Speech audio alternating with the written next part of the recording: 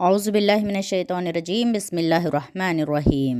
అస్సలాము అలైకుం వరహమతుల్లాహి వబర్కాతుహు. ఫ్రెండ్స్, దర్సె ఖురాన్ తెలుగు అనువాదం శీర్షికలో ఈరోజు సూరహ్ తాహా యొక్క అనువాదాన్ని చదువుదాం. ఈ సూరాలో ఉమర్ రజల్లాహు తాలా అన్హు ఇస్లాం స్వీకరించిన విధానాలు ఎన్నో వివరించబడ్డాయి. కొన్ని ఉల్లేఖనాలలో ఇలా ఉంది: అతడు తన చెల్లెలు మరియు ఆమె భర్త, ఇంట్లో ఎవరైతే అతని కంటే ముందే ఇస్లాం స్వీకరించి ఉన్నారో వారి ద్వారా ఈ సూరాను విని ప్రభావితుడై ఇస్లాం స్వీకరించారు. ఈ సూరహ హిజ్రత్కు దాదాపు 7 సంవత్సరాలకు ముందు అబీసీనియాకు ముస్లింలు వెళ్ళక ముందు మక్కాలో అవతరింపచేయబడింది. ఇందులో 135 ఆయాతులు ఉన్నాయి. ఈ సూరాలో హజరత్ మూసా అలైహిస్సలాం వృత్తాంతం 9 నుంచి 98 ఆయత్లలో వివరంగా ఉంది. రండి ఫ్రెండ్స్, ఇప్పుడు ఈ సూరా యొక్క అనువాదాన్ని ప్రారంభిద్దాం. మీరు కూడా నాతో పాటు చదవండి. బిస్మిల్లాహిర్రహ్మానిర్రహీం. అనంత కరుణామయుడు అపార కృపాశీలుడు అయిన అల్లాహ్ పేరుతో ప్రారంభిస్తున్నాను. తాహా, మేము ఈ ఖురాన్ను నీపై అవతరింపచేసింది నిన్ను కష్టానికి గురి చేయటానికి మాత్రం కాదు. ఇది భయపడే ప్రతి వ్యక్తికి ఒక జ్ఞాపిక. భూమిని ఎత్తైన ఆకాశాలను సృష్టించిన వాని తరపు నుండి ఇది అవతరింపచేయబడింది. ఆ కరుణామయుడు సృష్టి సామ్రాజ్య పీఠంపై ఆసీనుడై ఉన్నాడు. ఆకాశాలలో, భూమిలో మరియు భూమ్యాకాశాల మధ్య ఇంకా నేల క్రింద ఉన్న వాటినన్నింటికీ ఆయన యజమాని. నీవు నీ మాటను బిగ్గరగా పలికినా పర్వాలేదు. ఆయన మెల్లగా పలికిన మాటను మాత్రమే కాదు, దానికంటే అతి గోప్యమైన మాటను సైతము ఎరుగును. ఆయనే అల్లా, ఆయన తప్ప మరొక దేవుడే లేడు. ఆయనకు ఉత్తమమైన పేర్లు ఉన్నాయి. మూసా అలైహిస్సలాం వృత్తాంతం కూడా నీకేమైనా అందిందా? అప్పుడు అతను ఒక మంటను చూసి తన ఆలుబిడ్డలతో ఇలా అన్నాడు: కొంచెం ఆగండి, నేను ఒక మంటను చూశాను. బహుశా మీకోసం కాస్త నిప్పును తీసుకురాగలనేమో, లేదా ఆ మంట వద్ద నాకేదైనా దారికి సంబంధించిన మార్గదర్శకత్వం లభిస్తుందేమో. అక్కడకు చేరగానే ఒక వాణి ఇలా పిలిచింది: మూసా, నేనే నీ ప్రభువును. చెప్పులు విడువు. నీవు పవిత్రమైన తువా లోయలో ఉన్నావు. నేను నిన్ను ఎన్నుకున్నాను. వహీ ద్వారా చెప్పబడే దానిని విను. నేనే అల్లాను. నేను తప్ప మరొక దేవుడు లేడు. కనుక నీవు నాకు దాస్యం చెయ్యి. నా జ్ఞాపకం కోసం నమాజును స్థాపించు. ప్రళయ ఘడియ తప్పనిసరిగా వస్తుంది. నేను దాని సమయాన్ని గోప్యంగా ఉంచాలనుకున్నాను. ప్రతి వ్యక్తి తన కృషి ప్రకారం ప్రతిఫలం పొందగలగటానికి. కనుక దానిని విశ్వసించకుండా తన వాంఛలకు దాసుడైపోయిన వ్యక్తి ఎవడైనా నిన్ను ఆ ఘడియను గురించిన చింతన నుండి మరల్చకూడదు. మరల్చితే నీవు వినాశానికి గురి అవుతావు. మూసా, నీ చేతిలో ఉన్నది ఏమిటి? దానికి మూసా అలైహిస్సలాం, ఇది నా చేతికర్ర. దాని ఆధారంగా నడుస్తాను. దానితో నా మేకల కోసం ఆకులు రాలుస్తాను. ఇంకా ఎన్నో పనులు దానితో నెరవేర్చుకుంటాను అని సమాధానం చెప్పాడు. మూసా, దానిని విసిరివెయ్యి అని దేవుడు సెలవిచ్చాడు. అతను విసిరివేశాడు. అకస్మాత్తుగా అది పరిగెత్తుతున్న ఒక పాముగా మారిపోయింది. దేవుడు ఇంకా ఇలా అన్నాడు: దాన్ని పట్టుకో, భయపడకు. మేము దానిని మళ్ళీ అది పూర్వం ఉన్న మాదిరిగానే చేసివేస్తాము. నీ చేతిని కొంచెం నీ చంకలోకి నొక్కు, అది మెరుస్తూ బయటకు వస్తుంది. ఎలాంటి బాధ లేకుండానే. ఇది రెండో సూచన, ఎందుకంటే మేము నీకు మా పెద్ద సూచనలను చూపబోతున్నాము. ఇక నీవు ఫిరౌను వద్దకు వెళ్ళు. అతడు ధిక్కారి అయిపోయాడు. హజరత్ మూసా అలైహిస్సలాం ఇలా మనవి చేసుకున్నాడు: ప్రభూ, నా హృదయాన్ని తెరువు. నా కార్యాన్ని నా కొరకు సులభతరం చెయ్యి. ప్రజలు నా మాటలు అర్థం చేసుకోగలగటానికి నా నాలుక ముడిని విప్పు. ఇంకా నా కొరకు నా కుటుంబం నుండే ఒక సహాయకుణ్ణి నియమించు, నా సోదరుడు హారూన్ని. అతని ద్వారా నా చేతులను పటిష్టం చెయ్యి. అతనిని నా కార్యంలో నాకు సహాయపడేలా చెయ్యి. మేము నీ పరిశుద్ధతను అత్యధికంగా ప్రకటించేటందుకు, నిన్ను అమితంగా స్మరించేటందుకు నీవు నిత్యము మా స్థితిని కనిపెట్టే ఉన్నావు. ఇలా సెలవిచ్చాడు: మూసా, నీవు కోరినది ఇవ్వబడినది. మేము మరొకసారి నీకు ఉపకారం చేశాము.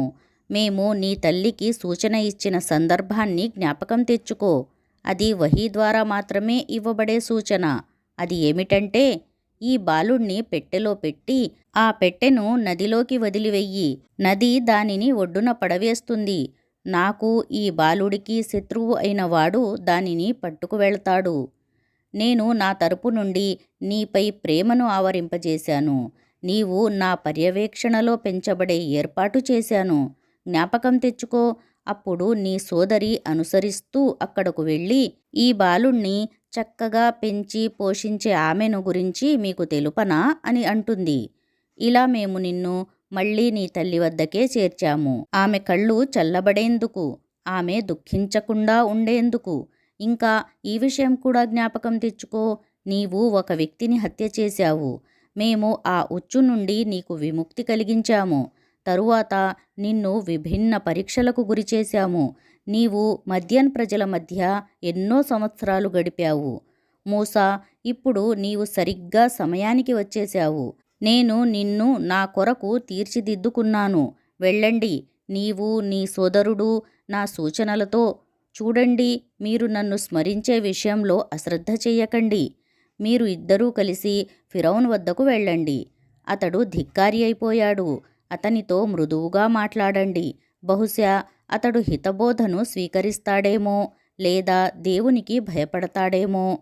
ఉభయులు ఇలా మనవి చేసుకున్నారు. ప్రభూ, అతడు మాపై దౌర్జన్యం చేస్తాడేమో అని, లేక మాపై విరుచుకుపడతాడేమో అని మేము భయపడుతున్నాము. ఇలా సెలవిచ్చాడు. భయపడకండి, మీతో పాటు నేను ఉన్నాను. అంతా వింటూ ఉన్నాను, చూస్తూ ఉన్నాను. అతని వద్దకు వెళ్ళి ఇలా అనండి, మేము నీ ప్రభువు సందేశహరులము. ఇశ్రాయిల్ సంతతి వారు మాతో రావటానికి అనుమతించు. వారిని బాధపెట్టకు. మేము నీ వద్దకు నీ ప్రభువు సూచనలు తీసుకుని వచ్చాము. రుజుమార్గం అనుసరించే వానికి శాంతి ఉంది, తిరస్కరించి విముఖుడయ్యే వానికి శిక్ష ఉంది అని మాకు వహీ ద్వారా తెలుపబడింది. ఫిరౌను, సరే అయితే మూసా, మీ ఇద్దరి ప్రభు ఎవడు అని అడిగాడు. దానికి మూసా అలైహిస్సలాం ప్రతి వస్తువుకు దాని స్వరూపాన్ని ప్రసాదించి తరువాత దానికి మార్గం చూపినవాడే మా ప్రభువు అని జవాబు చెప్పాడు. అప్పుడు ఫిరౌను, అయితే పూర్వం గతించిన తరాల వారి స్థితి ఏమిటి అని అన్నాడు. మూసా, దానికి సంబంధించిన జ్ఞానం నా ప్రభువు వద్ద ఒక గ్రంథంలో సురక్షితంగా ఉంది. నా ప్రభువు పొరపాటు చెయ్యడు, మరవడు కూడాను అని సమాధానం పలికాడు. ఆయనే మీ కొరకు భూమిని పాన్పుగా పరిచాడు. దానిపై మీరు నడిచేందుకు మార్గాలను నిర్మించాడు. పైనుండి నీటిని కురిపించాడు. తరువాత దాని ద్వారా రకరకాల పంటలను పండించాడు. వాటిని తినండి, మీ పశువులను కూడా మేపండి. నిశ్చయంగా అర్థం చేసుకోగల వారికి ఇందులో ఎన్నో సూచనలు ఉన్నాయి. ఈ నేల నుండే మేము మిమ్మల్ని సృష్టించాము. దానిలోనికే మేము మిమ్మల్ని తిరిగి తీసుకుపోతాము. దాని నుండే మిమ్మల్ని మళ్ళీ వెలికి తీస్తాము. మేము ఫిరౌనుకు మా సమస్త సూచనలను చూపాము. కానీ అతడు నిరాకరించాడు, విశ్వసించలేదు. ఇలా అన్నాడు, మూసా, నీవు నీ మంత్రజాల శక్తితో మమ్మల్ని మా దేశం నుండి వెళ్ళగొట్టటానికి మా వద్దకు వచ్చావా? సరే, మేము కూడా నీకు పోటీగా అటువంటి మంత్రజాలాన్నే తీసుకువస్తాము. ఎప్పుడు ఎక్కడ ఎదుర్కోవాలో నిర్ణయించుకో. మేము ఈ ఒప్పందం నుండి మళ్ళీపోము, నీవు మళ్ళీపోకూడదు. బహిరంగ మైదానంలోనికి రా. మూసా, ఉత్సవ దినం నిర్ణయమైంది. పొద్దెక్కిన తరువాత ప్రజలు సమావేశం కావాలి అని చెప్పాడు. ఫిరౌను మరలిపోయి తన కుతంత్ర సామాగ్రిని సమీకరించుకొని పోటీకి వచ్చాడు. పోటీ ప్రారంభంలోనే ప్రత్యర్థి వర్గాన్ని సంబోధిస్తూ మూసా ఇలా అన్నాడు, దౌర్భాగ్యులారా, అల్లాపై అపనిందలు మోపకండి. అలా చేస్తే ఆయన మిమ్మల్ని ఒక కఠిన శిక్ష ద్వారా సర్వనాశనం చేస్తాడు. అబద్ధాన్ని ఎవడు కల్పించినా వాడు విఫలుడే అయ్యాడు. ఇది విన్న తరువాత వారి మధ్య అభిప్రాయ భేదం తలెత్తింది.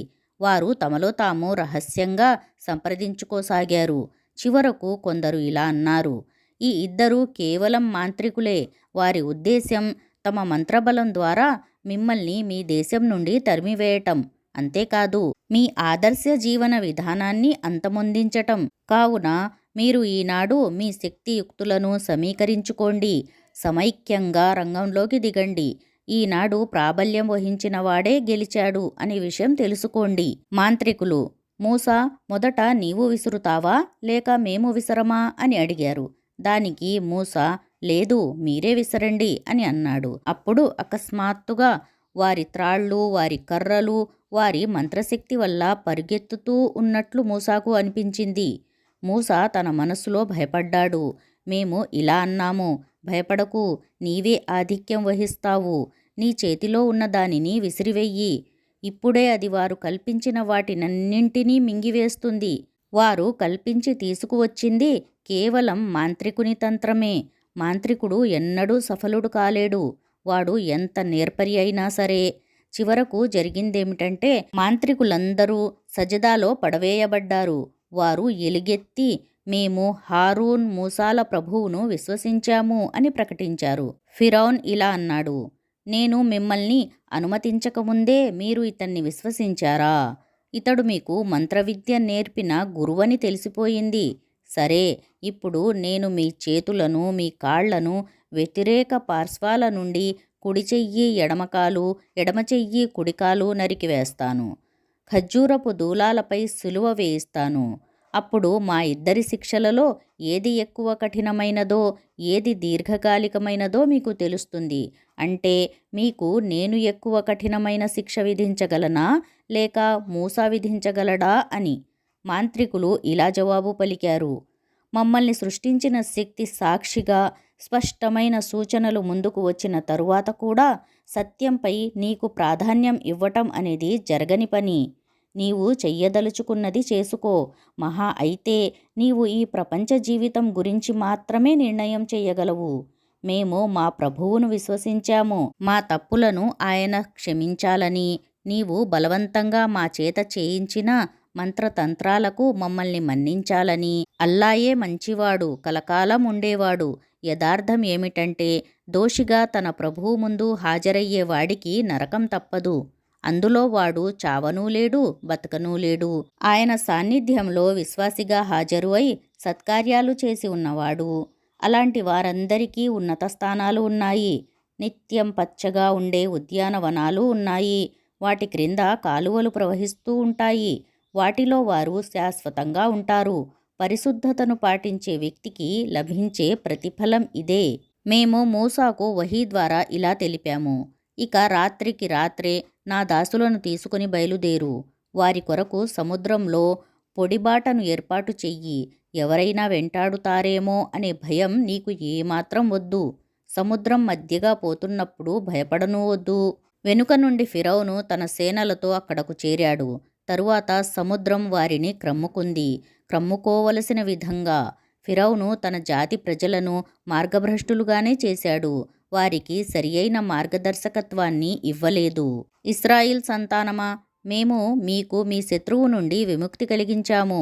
తూర్ పర్వతం కుడి ప్రక్కన మీరు హాజరయ్యేందుకు గడువు నిర్ణయించాము.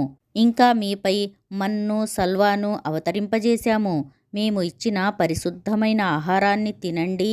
దానిని తిని తిరుగుబాటు చెయ్యకండి.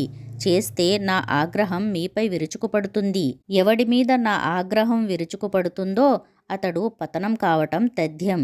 అయితే ఎవడు పశ్చాత్తాపపడతాడో మరియు విశ్వసించి మంచి పనులు చేస్తాడో, ఆ తరువాత సక్రమంగా నడుచుకుంటాడో అతనిని నేను అమితంగా మన్నిస్తాను. మూసా, ఏ విషయం నిన్ను నీ జాతి ప్రజల కంటే ముందుగానే ఇక్కడకు తీసుకువచ్చింది? అతను ఇలా మనవి చేసుకున్నాడు, ఇదిగో వారు నా వెనుక వస్తూనే ఉన్నారు. నేనే త్వరగా నీ సాన్నిధ్యానికి వచ్చాను. నా ప్రభూ, నీవు నా పట్ల ప్రసన్నుడవు కావాలని ఇలా సెలవిచ్చాడు. అయితే విను, మేము నీ వెనుక అంటే నువ్వు లేనప్పుడు నీ జాతి ప్రజలను పరీక్షకు గురిచేశాము. సామిరి వారిని మార్గం తప్పించాడు. మూసా ఆగ్రహోదగ్రుడై దుఃఖిస్తూ తన జాతి వారి వైపునకు మరలాడు. అక్కడకు వెళ్ళి ఇలా అన్నాడు, నా జాతి ప్రజలారా, మీ ప్రభువు మీకు మంచి వాగ్దానాలు చేయలేదా? అప్పుడే మీకు ఎన్నో రోజులు గడిచినట్లు అనిపించిందా? లేక మీరు మీ ప్రభువు ఆగ్రహాన్ని మీపైకి కొని తెచ్చుకోవాలని కోరుకున్నందువల్లనే మీరు నాకు చేసిన వాగ్దానాన్ని భంగం చేశారా? దానికి సమాధానంగా వారు ఇలా అన్నారు, మేము నీకు చేసిన వాగ్దానాన్ని మాకు మేమై భంగపరచలేదు. జరిగిందేమిటంటే ప్రజల ఆభరణాల బరువు మాపై పడగా మేము వాటిని కింద పడవేశాము. అంతే. తరువాత ఇలానే సామిరి కూడా ఏదో కొంత వేశాడు. వారికై ఒక ఆవుదూడ విగ్రహాన్ని చేసి వెలికి తీశాడు. దానిలో నుండి ఎద్దు అరుపు వంటి శబ్దం వచ్చేది.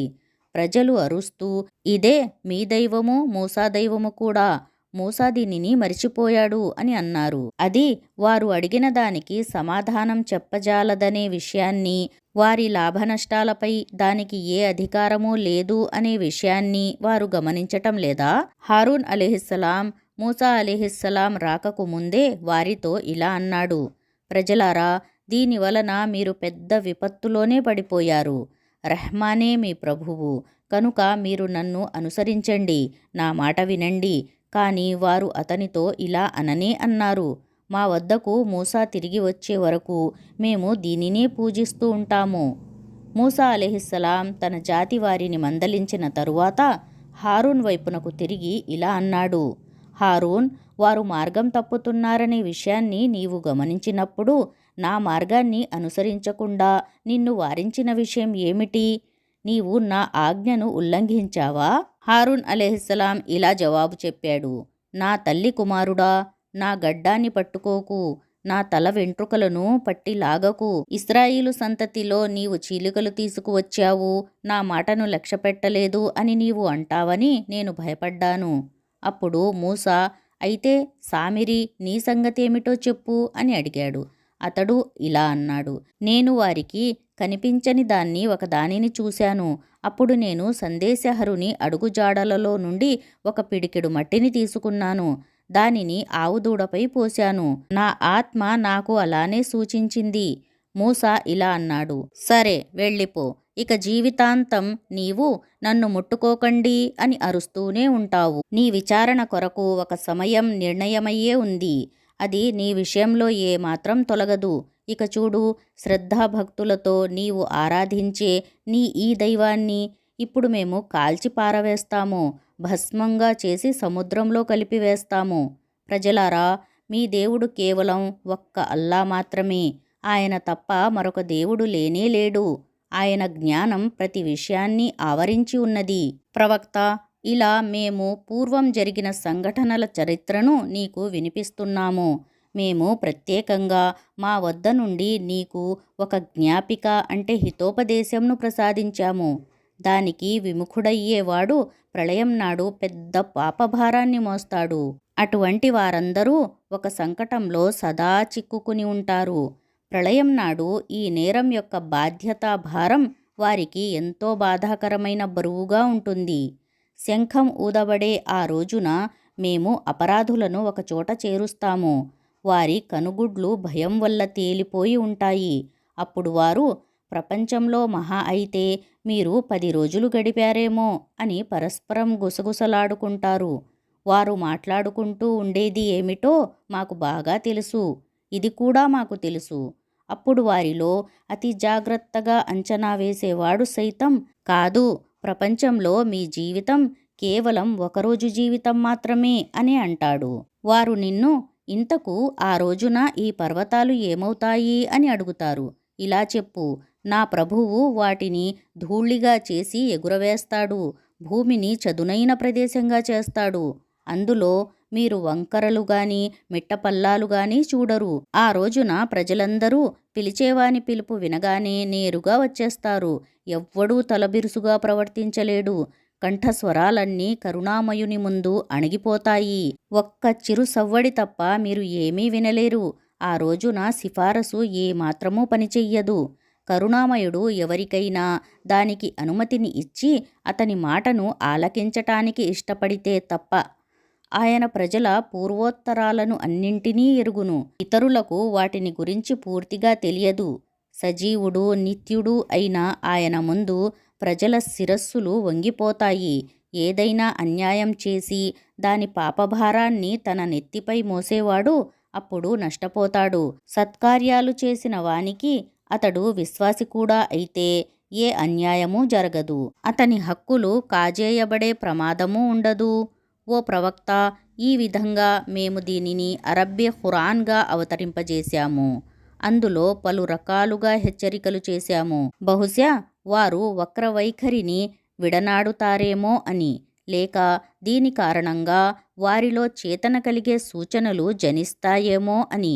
కనుక అందరికంటే ఉన్నతుడు గొప్పవాడు అల్లాయే. ఆయనే నిజమైన చక్రవర్తి. చూడు, ఖురాన్ చదవటంలో తొందరపడకు. నీ వైపునకు దాని వహీ పూర్తి కానంత వరకు ఇలా ప్రార్థించు: ఓ ప్రభూ, నాకు మరింత జ్ఞానం ప్రసాదించు. దీనికి పూర్వం మేము ఆదంకు ఒక ఆజ్ఞ ఇచ్చాము, కానీ అతను దానిని మరిచిపోయాడు. మేము అతనిలో నిలకడను చూడలేదు. మేము దైవదూతలతో ఆదంకు సజదా చేయండి అని చెప్పిన సందర్భాన్ని జ్ఞాపకం తెచ్చుకో. వారందరూ సజదా చేశారు, కానీ ఒక్క ఇబ్లీస్ మాత్రం తిరస్కరించాడు. అప్పుడు మేము ఆదముతో ఇలా అన్నాము: చూడు, ఇతడు నీకు నీ భార్యకు శత్రువు, కనుక జాగ్రత్త. ఇతడు మిమ్మల్ని స్వర్గం నుండి బహిష్కరింపచేస్తాడేమో. మీరు ఆపదల పాలవుతారేమో. ఇక్కడ మీకు చాలా సౌకర్యాలు ఉన్నాయి. పస్తులు ఉండరు, దిగంబరులుగానూ ఉండరు. దప్పిక, ఎండ మిమ్మల్ని వేధించవు. కానీ శైతాను అతనిని మోసం చేశాడు. ఇలా అన్నాడు: ఓ ఆదం, శాశ్వత జీవితాన్ని, అంతం కాని సామ్రాజ్యాన్ని ఇచ్చే వృక్షాన్ని నీకు చూపేదా? చివరకు వారు ఉభయులు, భార్యాభర్తలు ఆ వృక్షఫలాన్ని తినేశారు. పర్యవసానంగా వెంటనే వారి మర్మాంగాలు ఒకరివి ఒకరి ముందు బహిర్గతమయ్యాయి. వారిరువురూ స్వర్గపు ఆకులతో తమను తాము కప్పుకోసాగారు. ఆదం తన ప్రభువు పట్ల అవిధేయత చూపాడు, రుజుమార్గం తప్పిపోయాడు. దాని తరువాత అతని ప్రభువు అతనిని ఎన్నుకుని అతని పశ్చాత్తాపాన్ని అంగీకరించాడు. అంతేకాదు, అతనికి మార్గదర్శకత్వాన్ని ప్రసాదించాడు.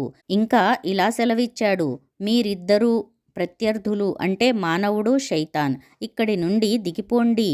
మీరొకరికొకరు శత్రువులుగా ఉంటారు. ఇక నా తరపు నుండి మార్గదర్శకత్వం ఏదైనా మీ వద్దకు వస్తే, ఎవడు నా మార్గదర్శకత్వాన్ని అనుసరిస్తాడో అతడు మార్గము తప్పడు, దౌర్భాగ్యానికి గురికాడు. నా జ్ఞాపికకు, హితోపదేశానికి విముఖుడైన వానికి ప్రపంచంలో జీవితం ఇరుకవుతుంది. ప్రళయం నాడు మేము అతనిని అంధుడిగా లేపుతాము. అప్పుడు అతడు: ప్రభూ, ప్రపంచంలో నేను చూడగలవాణ్ణి కదా, నన్ను ఇక్కడ అంధునిగా ఎందుకు లేపావు అని అడుగుతాడు. అల్లా ఇలా సెలవిస్తాడు: మా ఆయాతులు నీ వద్దకు వచ్చినప్పుడు నీవు వాటిని విస్మరించావు. అదేవిధంగా ఈనాడు నీవు కూడా విస్మరించబడుతున్నావు. ఈ విధంగా మేము హద్దులు అతిక్రమించే వాడికి, తన ప్రభువు ఆయాత్లను విశ్వసించని వాడికి ప్రపంచంలో ప్రతిఫలం ఇస్తాము. ఇక పరలోక శిక్ష అయితే ఎక్కువ కఠినమైనది, ఎక్కువ కాలం ఉండేదీను. వీరికి పూర్వం మేము ఎన్నో జాతులను నాశనం చేసివేశాము. ఆ జాతుల శిథిలమైన నివాస స్థలాలలో ఈనాడు వీరు సంచరిస్తున్నారు. అయినా వీరికి చరిత్ర నేర్పే ఈ గుణపాఠం ద్వారా మార్గదర్శకత్వం లభించలేదా? వాస్తవంగా వివేకవంతులకు ఇందులో ఎన్నో సూచనలు ఉన్నాయి. నీ ప్రభువు తరపు నుండి మొదట్లోనే ఒక విషయం నిశ్చయమై ఉండకపోతే, ఒక గడువు కాలం నిర్ణయమై ఉండకపోతే వీరి తీర్పు కూడా జరిగి ఉండేది. కనుక ఓ ప్రవక్త, వీరు కల్పించే మాటల పట్ల సహనం వహించు. నీ ప్రభువు స్తోత్రంతో పాటు ఆయన పవిత్రతను కొనియాడు. సూర్యుడు ఉదయించే ముందు, అస్తమించే ముందు, రాత్రి సమయాల్లో కూడా, పగటి అంచులలో కూడా ఆయనను స్తుతించు. బహుశా నీవు సంతుష్టుడవుతావేమో. వీరిలోని రకరకాల ప్రజలకు మేము ఇచ్చిన ప్రపంచ జీవితపు శోభావైభాలను కన్నెత్తి కూడా చూడకు. వాటిని మేము వారిని పరీక్షకు గురి చేయటానికే ఇచ్చాము. నీ ప్రభువు అనుగ్రహించిన హలాల్ ఉపాధియే ఉత్తమమైనది, చిరకాలం ఉండేది. నీ కుటుంబ సభ్యులను నమాజు చెయ్యండి అని ఆజ్ఞాపించు. స్వయంగా నీవు కూడా దానిని పాటించు. మేము నీ నుండి ఉపాధినేమీ కోరటం లేదు. ఉపాధిని మేమే నీకు ఇస్తూ ఉన్నాము. చివరకు మేలు జరిగేది భయభక్తులకే. వారు, ఈ వ్యక్తి తన ప్రభువు దగ్గర నుండి ఏదైనా సూచనను, మహిమను ఎందుకు తీసుకురాడు అని అడుగుతారు. పూర్వ గ్రంథాలలోని సమస్త బోధలు గల స్పష్టమైన నిదర్శనం వారి వద్దకు రాలేదా?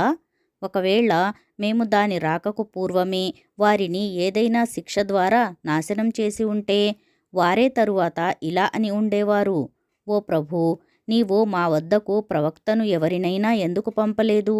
అగౌరవ అవమానాల పాలు కాకముందే మేము నీ ఆయత్లను అనుసరించి ఉండేవారము కదా. ఓ ప్రవక్త, వారితో ఇలా అను: ప్రతివాడు అంతిమ ఫలితం కోసం నిరీక్షిస్తున్నాడు.